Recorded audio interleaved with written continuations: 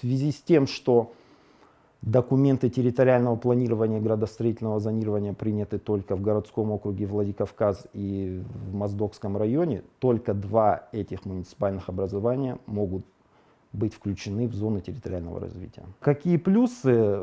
Естественно, основные плюсы — это создание дополнительных рабочих мест, увеличение налогооблагаемой базы. Это самое основное, конечно.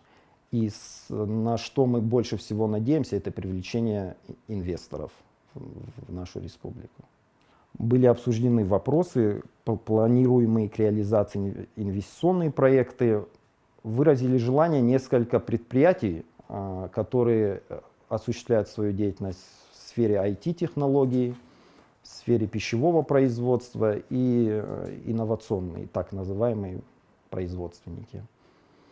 Я их могу назвать: это Твинго, это кондитерский цех Анечка, всем известный, и организация, которая занимается производством газовых турбин.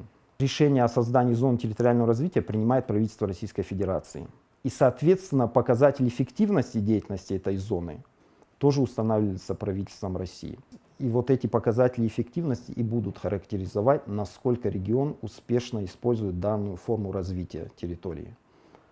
Они следующие: это бюджетная обеспеченность, это уровень безработицы, это доля занятых работников на предприятиях и индивидуальных предпринимателях, которые не относятся к государственному сектору, это общий объем налоговых поступлений, это повышение уровня среднемесячной заработной платы.